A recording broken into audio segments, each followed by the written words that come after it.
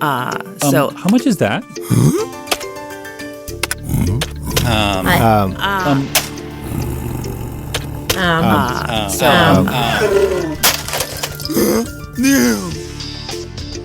Hi there, and welcome to the Podcast Editors Mastermind, the second On Time in a Row edition. That's just crazy to us. We actually started on time, and we are so happy that you're here. We're continuing our series on the first clients, and we have a great guest with us today. Before we get started, I'm Brian Ensminger. You can find me at toptieraudio.com, and over here is Jennifer Longworth of bourbonbarrelpodcasting.com. And our guest today is Tom. If you don't know Tom Kelly, you need to know Tom Kelly. He is an absolute wealth of information and expertise. He's a podcast, actually, he's an audio engineer and the founder of Clean Cut Audio. He's made a bunch of YouTube tutorials and courses on things like EQ and compression. He's got the technical stuff going on, works on some shows with incredibly high production value, and he had a first client too, just like the rest of us. So Tom, Welcome to the show. Thank you so much. And what a gracious intro. I really appreciate that. I actually had to tone it down a little bit. I couldn't say everything I wanted to because, no, I'm just kidding. But yeah, super glad to have you here, especially now that you're basically off of all the socials. I don't see you except, here. So it's great to do that. Yeah, it's been a great experiment for the past few years. Like I have a personal Instagram account and I have run a couple for different podcasts and stuff, but the business is pretty much completely offline, including YouTube, which was a huge part of my business for quite a long time. And it's just been great for the mental health to just focus on my family and, all that kind of stuff. So it was tough, but for me, it was the right choice to get off. Yeah. And so now I'm feverishly behind the scenes removing the link to the YouTube channel that I was going to link out to since it's not active anymore. You're just it is still up. Oh, okay. I just in the past 3 years I've made like 2 videos, but it's still there. I'll come back to it at some point. It's not dead. It's just it's not goodbye. It's I'll see you later kind of thing. Nice. And Steve has joined us. He says it's Tom with a smile. So yeah, Steve, glad that you're able to join us. And I guess for those of you joining us live, if you have any comments or questions, we would absolutely love to hear from you. Jennifer and I have a rough outline of things that we want to talk about, but we want this to be valuable for you. So if there's something you want to hear from Tom, let us know, and we'll do what we can. So, Tom, the last several episodes, I've kind of been interested in hearing a little bit of the backstory before people got into podcast editing, because it seems like sometimes your history before what you're doing now kind of shapes how you get into it. So before you were editing podcasts, like what was your life like? What were you doing? So I immediately before I was working on podcasts, I was installing solar panels for Tesla. Oh, wow. Nice. So I went to school for audio engineering and I graduated in 2013 and worked at some like very high profile studios, got to record with like Grammy nominated artists, and it was awesome. Like that's what I went to school for. It was the dream job, but it didn't pay enough to cover my student loans. This terrible irony of like, I went to school for this and I can't afford to do it. It was pretty disheartening. I had to like quit that job, and I was working at this coffee shop as well through college, and I stayed doing that. Ended up moving to a wood shop where I was sweeping floors 9 hours a day, and they let you wear headphones. And I like discovered podcasts while just sweeping floors and assisting at this wood shop, and just like fell in love with them. I was listening literally all 9 hours at work. I was listening to podcasts, and there were a lot that I really enjoyed, but I thought they could sound better. And I was like, hey man, I know a thing or two about recording. Maybe I could move into this space. And kind of feverishly over the next few months or a year tried to get that first client into becoming self-employed, which is something I was, because of the podcast I was listening to, I realized was what I really wanted in life, to not work for someone else, which is why I can never like hold a job for very long. I thought I was just like a lazy, bad person or something, but it was just like not my own thing. So I didn't really want it that badly. So yeah, when I realized I wanted to get into it wasn't even podcast production at the time. I wanted to run a network. That was my first interest in podcasting. I was sweeping floors covered in sawdust all the time, just sweating profusely, but like really loving being able to listen to these people all day. That's crazy, but you wanted to find a first client. How do you do that? I mean, you're sweeping floors. You're like, hey, it'd be really cool to work on these shows. And yeah, I mean, I emailed all the shows I was listening to and was just kind of like, hey, I'm an audio engineer. I'll do anything you want for free was basically my pitch. And no one responded. So I tried to go. My first soiree into finding a client happened on Fiverr, which 0 out of 10 experience. I'll say that right now. Coming from music production, which is what I got started in, we were focusing on was like capturing insanely high quality recordings. So the tools that I had access to in the studio were built with the assumption that this is already a good quality recording. I had never worked with like bad recordings before. And if you've worked in podcasting for more than 5 seconds, you know that most recordings need some help. So I got this job from Fiverr for like literally $5 or something. And it was one of James Brown's backup singers, basically just talking about how horrible he was to work for. And it was like a bad phone call recording. And I had never heard of Isotope RX. So I did what I could with EQ. And it was not an ideal output on my end, just because I didn't know how to deal with bad recordings before. And the dude just like ended up not paying me. Honestly, I kind of don't blame him. But like, I had never experienced audio that needed to be like restored. You know what I mean? So it really bummed me out. And I gave up after like twice, where I ended up doing work for someone and they were just like, I can't pay you for this. It was disheartening, but I took it as like, well, clearly there's something I'm missing. Like I need to learn more about podcasting. Like I can't just jump in day one and be like, all right, I do podcasts. So I figured the best way to do it is to start my own podcast and like get more familiar with the space, with the scenarios, with the situations that you find yourself in. And then having that practice, I can then feel like I do this more professionally. So I started my own podcast. We ended up doing it for 5 years, never missed a week.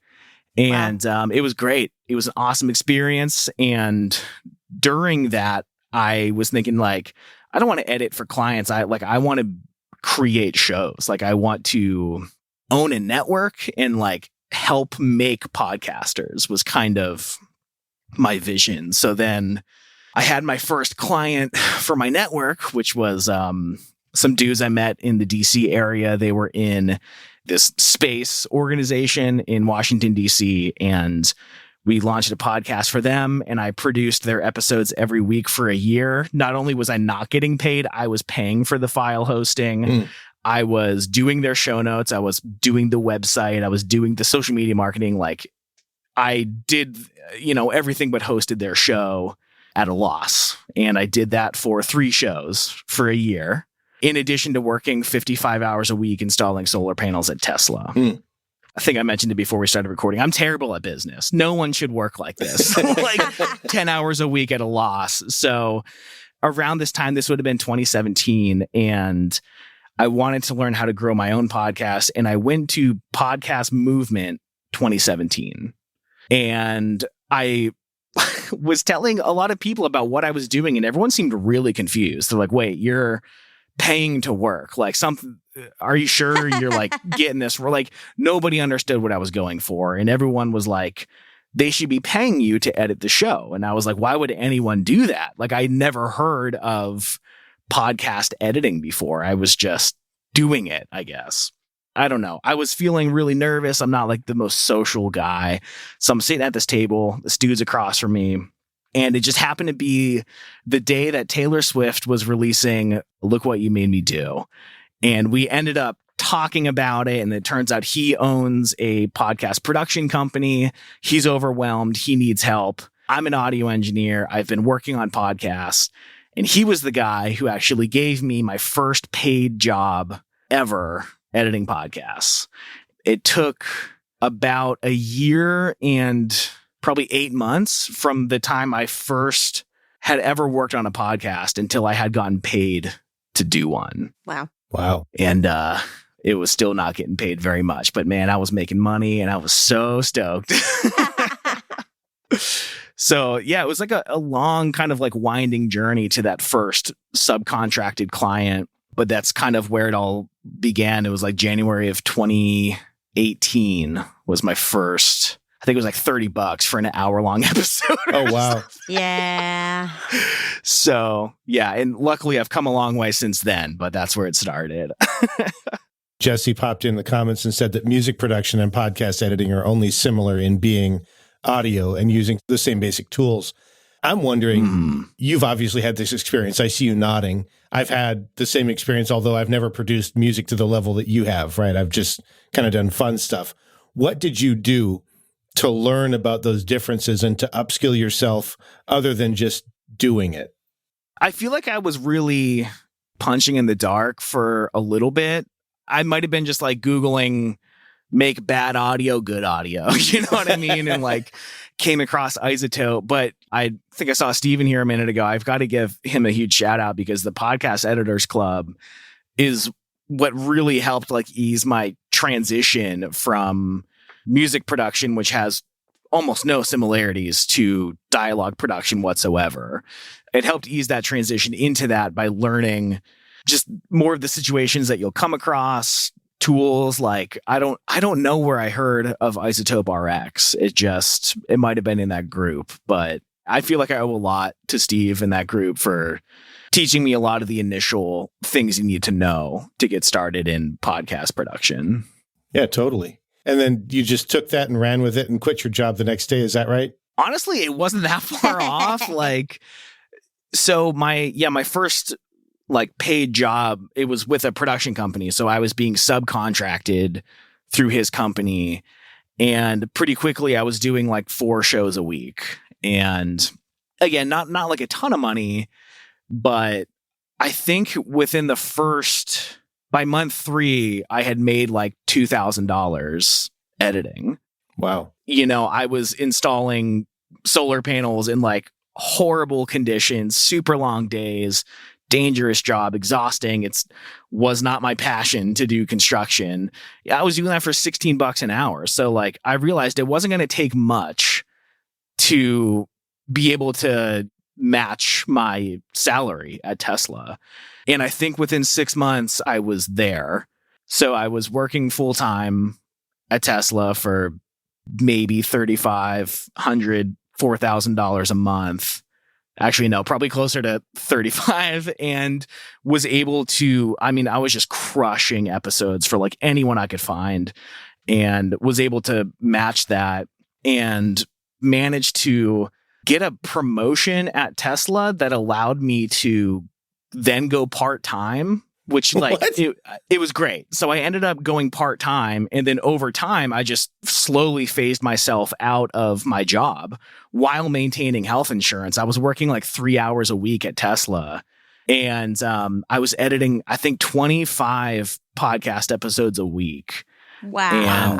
And eventually Tesla was like, who's this guy just like raking us over the coals with this, like not even working and taking all our benefits. So they ended up like asking me to leave, which that was March of 2019 that I became fully self-employed.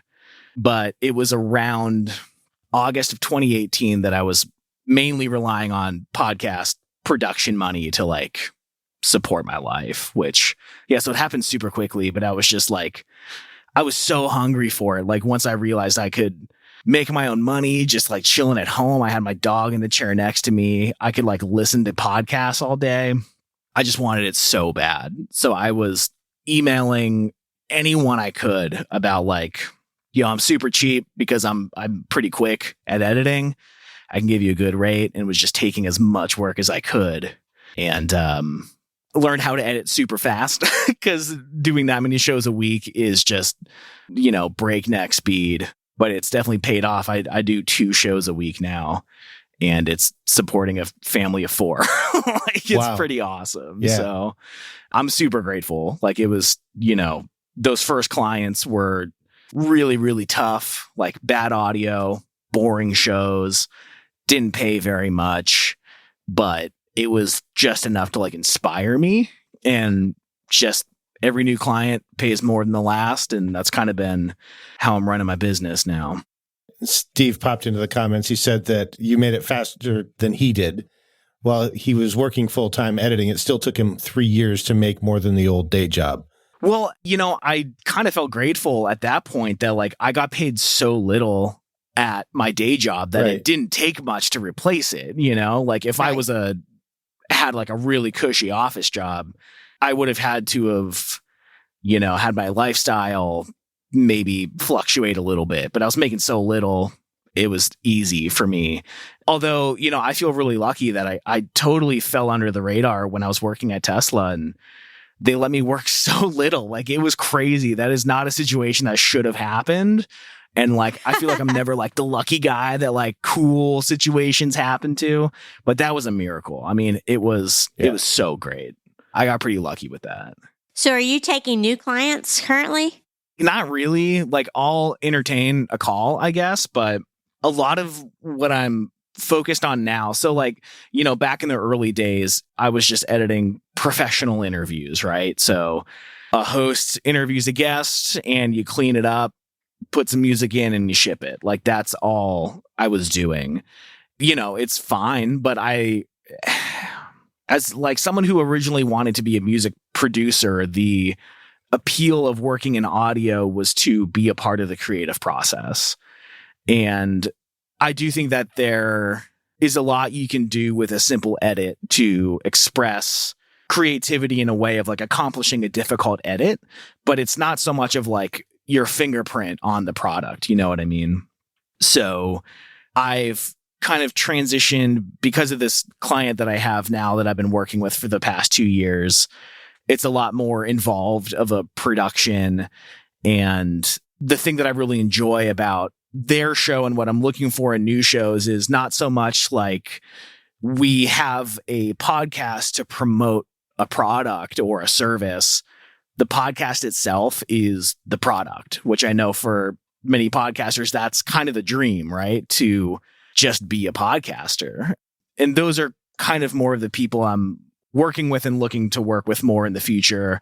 Those clients are definitely much harder to find, but I'm working super part-time just because I have like 2 very young children now, and I've been focused on working as little as possible to enjoy their early years. But we're trying to like buy a house and stuff. So I was trying to ramp it up, but there's some things coming down the pike that look pretty promising. So again, feel like I got kind of lucky with not having to do the legwork of finding the clients. Just some stuff came up and it's in the realm of what I'm looking to do. So it's looking like this winter it'll be picking up again, which is great.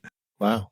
We have a comment from the chat. Do you want to take that, Jennifer? When you first started, did you build a portfolio to show it to future new clients? If yes, how'd you do that? And any tips for someone starting to build a portfolio? Yes. It was really difficult for me to build that portfolio because as someone who was trying to sell this vision that I can make audio sound really good, it was impossible to do when I was being provided with terrible audio. Like, yeah. I know how far I was able to make that audio come from, where I got it, but it still doesn't sound great. And it wasn't like stuff I was proud of or like honestly really wanted to be associated with too much. Like, it still didn't sound good. So that's why I ended up like really creating more of my own content where I could control every parameter of it. It was, I think that's kind of where the YouTube channel started when I was really interested in growing more of like, and I mean, I listened back to those early YouTube videos. I'm like, man, my audio sounds whack, but it was better than I was getting. So like I relied on building a portfolio with my own material until I had stuff that I thought was good enough to add to it. And it took a lot of time. There was definitely like, you have to do some fluffing to get it to look impressive until it kind of is naturally on its own. But that's pretty common, I think. But yeah, those early ones were tough. I didn't want people to see that, you know? Yeah, if you go back to like my second client, bad. Yeah. But it's not your fault. But like, No. how would someone who's looking at your portfolio know what you contributed to? It's a tough situation.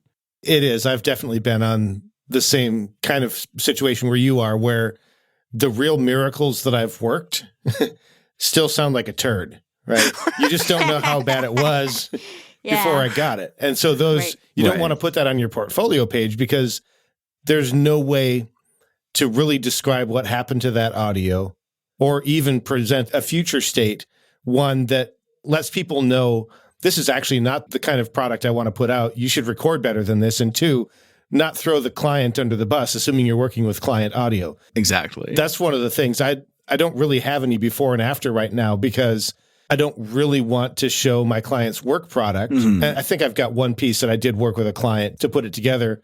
However, he doesn't produce the highest quality results, so it's still not as good as it could be if it would have been recorded well, right? Yeah, you know, I think there's probably an interesting opportunity. Like I know in my equalization course, I provide the students or the people that buy the course with all of the raw voiceover that I worked on.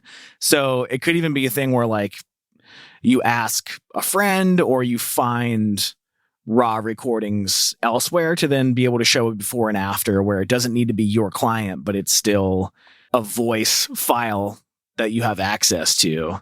Well, we actually have a practice recording available for people. It's an old episode of our show. You've got our permission to use it any way you want, except publish it as your own. Beautiful. You can use it for your portfolio. You can practice. You can laugh at how dumb we are and how many times the cats get in the way, or you can show off your incredible audio repair skills because it's literally our audio. So you get what you get. We'd like to think it's reasonably good quality, but it is absolutely not $1 million studio quality. That's awesome. That's so awesome that you do that. And that's at podcasteditorsmastermind.com/practice. If you want to use this as part of your portfolio, you're welcome to it. Just do what you want to do. Jesse says, nothing sells your service better than a high quality portfolio. Yeah, I don't know. There's nothing else to say about that, is there? Yeah, no, that's great. The first client's the hardest one to get because there's a lot of trust that needs to be put into you. But after that, you can get referrals from your current clients. I used to either like pay my clients cash or like take money off their invoice if they referred me to someone that started working with me. I was doing a lot of that as well, but everyone has a podcast now. You know, you can get access to something to practice on. And I know a lot of people are like super against it. It's kind of controversial.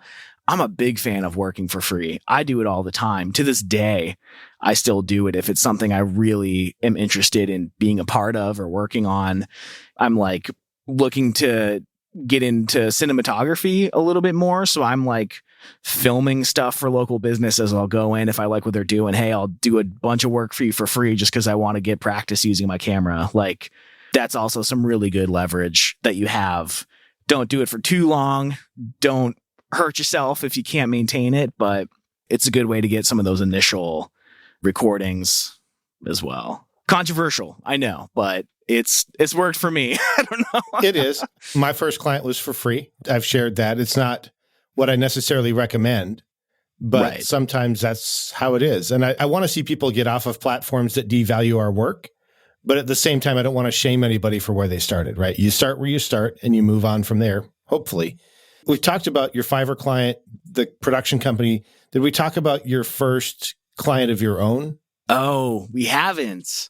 And this is where you really start to see how terrible of a business person I am. I knew what I was getting paid as a subcontractor. And I was like, oh, I have my own first client now. I'm going to charge him that much. And blah, blah. Right. So it was still like, I think it was $50 for like maybe up to an hour recording or something. And I was really, when you're subcontracting, you don't have to interface with the client at all. They don't know you exist, which is how I honestly prefer it to be a lot of the time. So I didn't understand how many questions these people have. And I want to change my artwork. What do you think of this color scheme? Or can you help me get the Q&A feature on Spotify? And I didn't take any of that stuff into account. And it was a learning experience as well. I really undervalued. At that point, I had done so many episodes. I was like ready to like value myself better, but I didn't understand the value of what I was doing yet. And I think that's a really hard thing for most entrepreneurs or self-employed people. And I don't know, there's just a lot of variables, but it was an interesting podcast. I at least enjoyed listening to it, but I offered myself a subcontractor rate as the producer and it took me too long to realize the mistake I had made.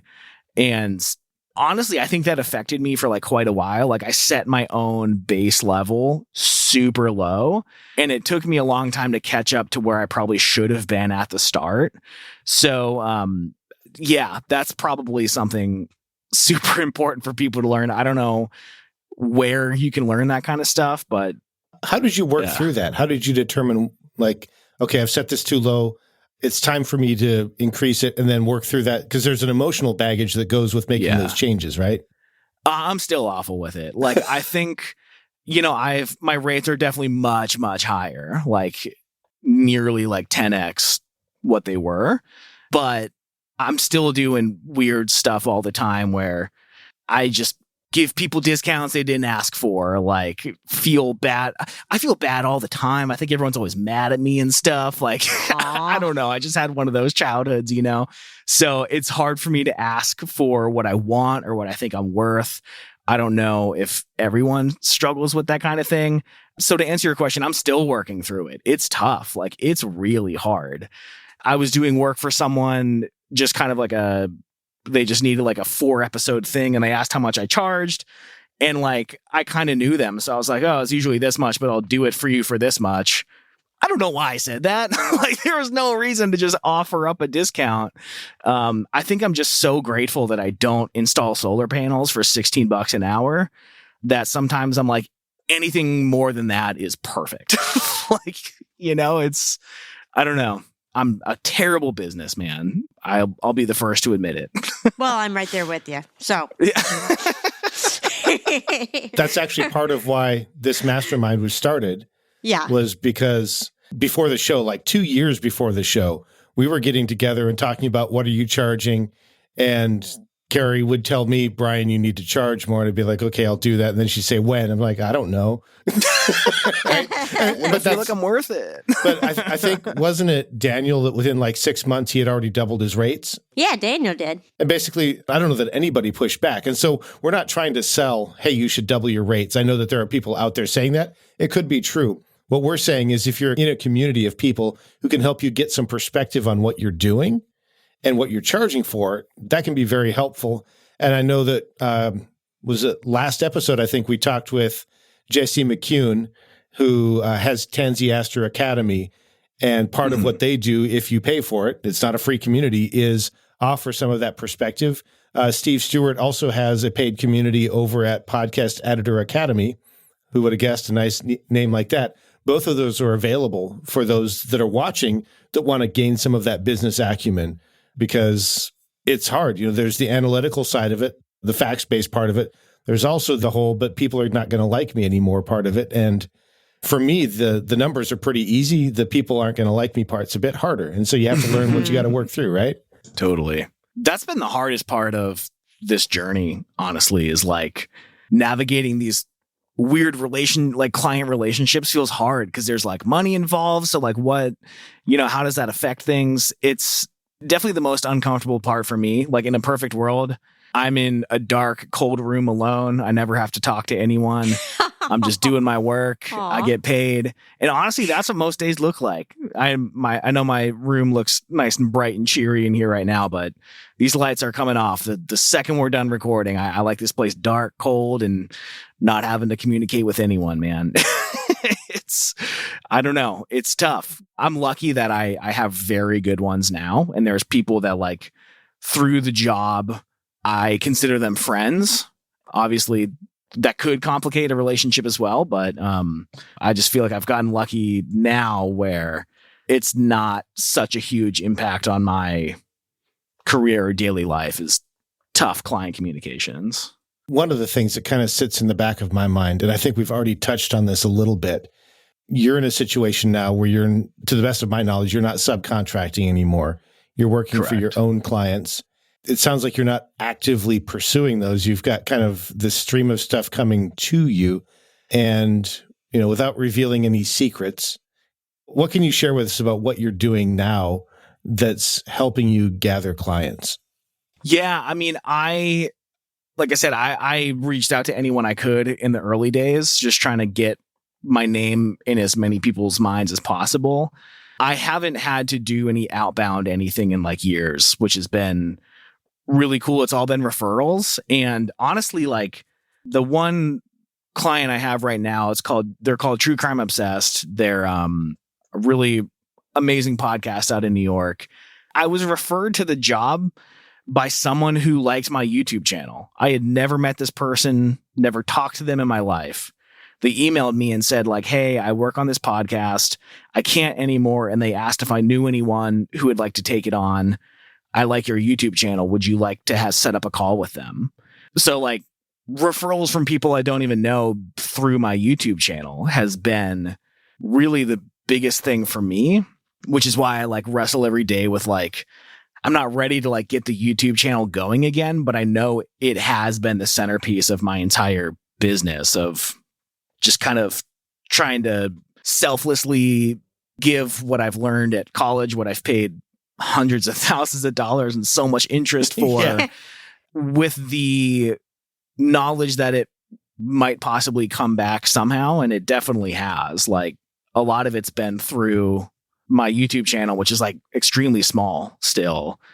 That's all I really know because that's all I have ever really done actively.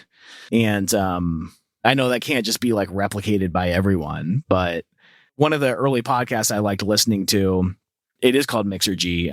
He interviews like extremely successful entrepreneurs and really gets them to like talk about the most difficult days at the very beginning and how they fought through struggles to get to where they are now. And I heard a lot of people discussing the book How to Win Friends and Influence People, which sounds like the scammiest like title ever. Yeah. But it actually like helped a lot with how I approach networking opportunities. Is not like a phrase I would ever actually say in real life, I think. I But think like, we just heard it here. but the first time, I mean, it sounds, because that's not what I like do. I don't feel like I network. I try to like make friends who do cool stuff. And if we have an opportunity to do cool stuff together, awesome. If not, we're still friends and we talk. And that's kind of how I approach most things. And that's worked for me. And there's quite a few people that I've met over time who are really great and we're friends and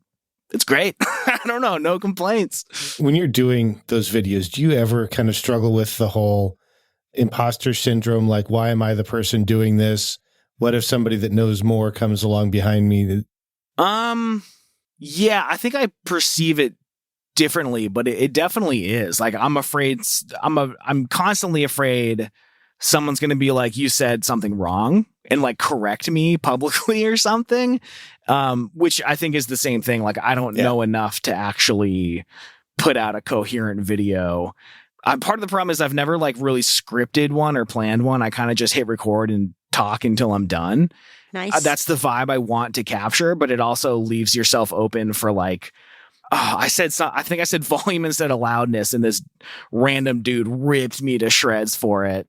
And it's stuff like that feels really difficult. Of what if you're not perfect all the time, which I think is probably the same thing as imposter syndrome. Yeah, after I hit publish on a video, I'm like, oh, it's all bad. It's all wrong. Everything I said was so dumb. Like, no one's going to like this. So I'm always amazed when someone's like, oh, you explained that clearly, because when I'm filming, I know what's going on in my head.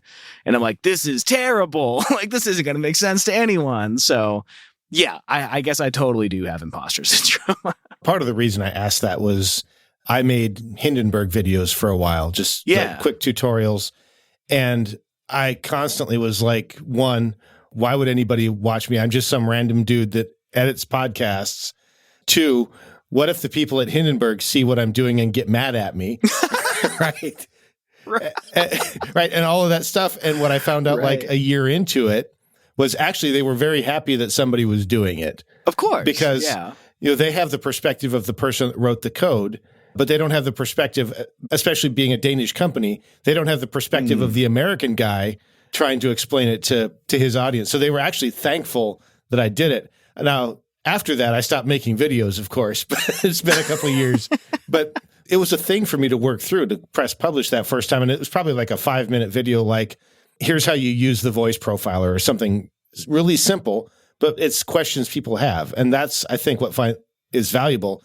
The difference, of course, is some of your videos are like, I think 29 hours long and not really, but like super in depth. Because I remember, I think I got your course on compression or something. It was in depth.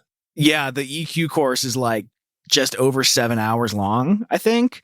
The thing that I struggled with the YouTube channel is when I'm making a video on a topic, I very purposefully do not watch what other people do because I don't want to be influenced in how I make my own content. But I remember early days of like, how does someone EQ their vocals was just like something I would type into YouTube, and no one was explaining like what any of it meant. And like, I knew because like, that's what I had gone to school for, but reading the comments, people are like, you said boost this, why? I didn't hear a difference before and after. How did you know this frequency? Or like, what is a frequency, right? So on my YouTube channel, the thing that I really wanted to teach was like that very foundational stuff, and not just like how to use a compressor, put it to this threshold, 3-to-1, do this attack time, do this release, buy, make sure to hit subscribe. That's not teaching anyone anything. That's giving a preset, which is, in my opinion, that's not in education. And I wanted to give people like not just my settings so they can do what Tom does, but rather understand what's happening so they can hear the situation and make a decision for themselves. That to me is more valuable than these are my settings, which is never really my approach to things. But then that's why my videos end up so long. I mean, it's hard to, I'm struggling to fit stuff into like 45 minutes just because I spent 12 years trying to learn as much as I can about it and then condense it into, YouTube wants like under 7 minutes and I just can't give that to them. So it got pretty difficult to do what I wanted to do on YouTube because I could keep making what's the best microphone to buy in 2023 over and over and get way more views. But to me, that's not, in my opinion, not really helping anyone. That was my approach to YouTube. And that's why my channel was, by most metrics, very unsuccessful, very low view counts. But it seems like the people who found it were very much the right people. Like they were like my audience, and it really connected with some really awesome people. So I'm so grateful for it. I wouldn't trade 200,000 views for the 500 great ones I would get. And also it was very much what I wanted to do. So I forget what we even started talking about this, but yeah, dude, just being your authentic self is definitely the way to attract good friends, good clients, good opportunities. Well, we've got a comment from Jesse. It can be a challenging balancing act, trying to teach the foundation in a way that someone without an audio background can understand, which is most people who are in podcasting. Right. It's super hard because like the rabbit hole goes so deep so fast. And what can you cut out without losing what makes it all make sense? It's so tough. And I feel like I got to a point where that wasn't very clear to me anymore. And that's why one of the few reasons I stopped doing the YouTube channel is like, I don't really know how to approach this anymore. I can't keep making longer and more difficult videos. I mean, every video was taking me 20 hours or something to make. And I don't know, just couldn't keep doing it. So someday I'll get back to it, but kind of want to figure out, like Jesse was saying, what's that point where it makes sense to a lot of people while, being very good foundational teaching. It's super hard. in that vein, we have a question that might put you on the spot a little bit. This is from Steve, and I'm asking it because there are probably some people who are podcast editors who've not even heard of the Fletcher-Munson curve, much less why it matters. Yeah. There's an interesting graph online that looks like nonsense when you first look at it, but it's essentially the correlation between actual like physical amplitude of a sound and then how our ears perceive that sound's loudness at different frequency ranges. And, our ears, for example, hear the frequency range like between, it's like 3.5 kilohertz and 5 kilohertz. It's very like accentuated in our ears. So when you hear this wash of sound, your ear's really sensitive to that 3.5, 4 kilohertz range, but not very sensitive to extremely low frequencies. So even if the physical like air pressure of the space is resonating equally at all frequencies, your ear perceives the loudness to be different at different frequencies at different amplitudes, and it changes as you raise or lower the loudness of something. Yeah, I feel like I explained it in the most terrible way just now. That's better than what I would have done. With me, it would have been, well, some things sound a little bit louder, and when you get even louder, then they sound louder-er. So this helps you undo that. Honestly, that's way better than what I just said. Yeah, that balancing act is tough because I so badly want to like go back to the physics of like how sound moves through space. Like to me, that is the most fascinating part of audio is like the math and the physics of it. But most people aren't trying to hear that. Yeah, things sound more different or at different volumes. I love it. And again, I hope that was all accurate. We'll see. Yeah, we'll see. So going back on your career path thought process, if you could go back and do anything differently, what would it be? Because it sounds like, would you do the same thing? Would you start at a different place? Would you skip the whole fiber thing? What would it Right. I'm extremely grateful for all the experiences that I had, good or bad. I learning through failures obviously doesn't feel good in the moment, but I've gotten good at like, I don't know, you learn so much from not doing something well the first time. And when you get it right the second time, it feels great. I wish I would have said it's 150 an episode rather than 50 because I would have made more money quicker. But, I'm not trying to upset the whole timeline here. So like, I kind of like wouldn't change it, but that would probably be the answer. Try to get less emotional reactions to understanding your worth. Like try to keep the emotions out of it because especially American culture has like a really weird issue with like discussing money. And if you want it, you're evil and like, all this stuff. It's not great. So I probably would have done a little bit more work personally around how I perceive money, what is good, what is bad. And that would probably be it, but I'm grateful for all of it. Well, thank you. So we are just about ready to transition to the Poddex question of the day. For those joining us live, you're welcome to hop in the comments and share your answers. Before we do that, I do want to mention this is the last live recording of the year. We've got some travel going on. We've got some family stuff going on. So we're taking a few weeks off. See us here. We'll miss you, but we would miss our families more. So we're going to go do that. We do plan to come back in January. And then if you're listening to this and you're thinking, hey, I would love to be a guest on this show, either share my first client story or maybe you've got something you'd like to talk through. Jennifer, how do they be a guest of the show? Well, go to podcasteditorsmastermind.com and click Be a Guest. It's that easy. It's that easy.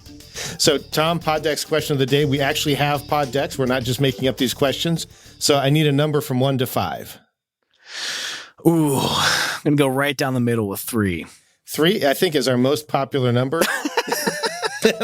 I promise I did not stack the deck. I just draw them out. So today's question is, what would be your best day ever? Oh, my God. Okay, I'm going to have to take this in steps because I haven't thought about like what I want in a very long time. So, okay, I'm with my kids, right? So I'm with my kids and my wife for sure. And take the dog out. We're going to go. I'm going to try to hit everyone's needs. Take the dog for a walk in the mountains. I live in Asheville, North Carolina, so there are plenty of those here. There's a coffee shop down the road from us that I have like really good memories of my son when he was like very little, just crawling for the first time on a blanket out by the coffee shop. Probably take the kids there because we have my youngest is just under 10 months and she's like just about to walk. So if she could learn to walk at the same place my son kind of just learned to crawl, that would just be phenomenal. And the coffee's not bad either. Drop the kids off at grandma's. And my wife and I are going to go see the band The Story So Far, which they would never tour Asheville, but in my perfect day, they do. Nice. We're going to stay up way too late until 10:30 and then sleep in way too late until 8 o'clock. Nice. Maybe we'll eat at some point in that day. But yeah, I think I'd probably just do like super normal domestic stuff because my focus has been solely on my career for so long. Because I wanted to get to this point where I feel like I'm at now to like be able to like sit back and enjoy the nice little things of life. So I think that's all I would try to do. Part of me like would skydive or want to skydive, but like, I think I would just take it easy, have a super normal day. Steve loses. Yeah. Steve was betting that you were going to say skateboarding. You know, if I can squeeze an hour session at our local DIY, and if I could guarantee I'm not going to, every time I go lately, I'm 32. I shouldn't be skateboarding, man. If I can have a guarantee I'm not going to get hurt, I'll throw an hour session in there for sure. Our friend from Brazil, I'm not even like trying to say your name. His answer is getting my first client. Yay! Yo, you got it. I believe in you. Nice. So for me, I think I'll probably take a page out of our family vacation for this summer. So we went to Pigeon Forge, Gatlinburg, Tennessee, which is in East Tennessee. It's a tourist trap with all the things that go with tourist traps. We would stay in a cabin. I'd get up at like 8 or 9 or 10 in the morning, have a late breakfast, a late lunch. And then there's a kind of a resort-ish thing there that is way more expensive than anything we should ever do on a normal basis. But they have like a chairlift to the top of the mountain so you can look around and see. It's in the Smoky Mountains, so you can see all of that. They've got one of those alpine racer things you can go down and race the kids. And they've got summertime, what was it? Inner tubing down the thing. They've got like pretend water and stuff. They've got ice skating. You can ride the tram down and you can eat all the things and then probably have dinner someplace. I like your idea of dropping the kids off at the grandparents. And so in my perfect day, we have a teleporter and the kids can go spend some time with with the grandparents. And then we could go and have an actual grown-up date, probably coffee shop, maybe a movie, maybe just sleep. Right? Yeah, I like it. Awesome. Jennifer, you haven't answered yet. I haven't answered because I've just been like reflecting on one of the greatest mornings ever from my family vacation this year. We went on a cruise and I got up early, which is totally not me, but I think it was a time zone thing. And I was the first one on the boat, like first passenger up kind of, and there was nobody around and it was so peaceful and tranquil. And I just got a cup of coffee and walked around here and walked around there. And then the rest of the day, did family stuff or whatever. But it was just like, oh, I should try to do that again and just start your day off all peaceful. Wow. That doesn't happen. Yeah, totally. And Steve's got some kudos for you, Tom.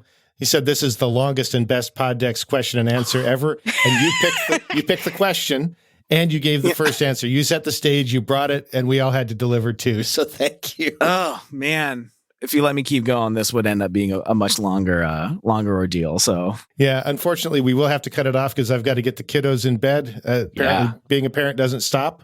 They didn't tell me that before we started, but dude, it doesn't stop. My kids are young adults now. It still doesn't stop. You're just in the beginning. Yeah. That's awesome.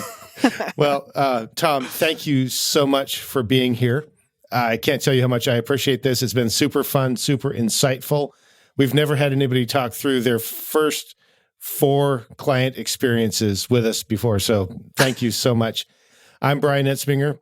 If you didn't like it, it's my fault. If you did, it's Tom's fault. And you can find me at toptieraudio.com. Jennifer?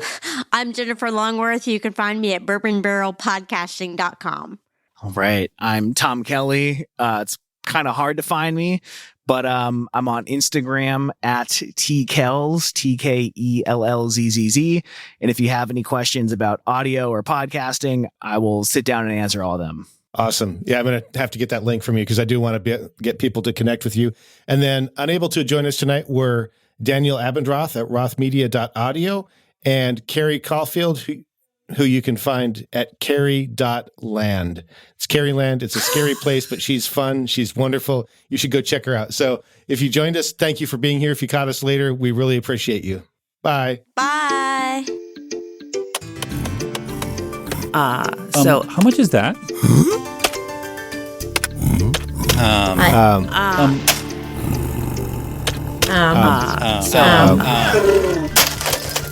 so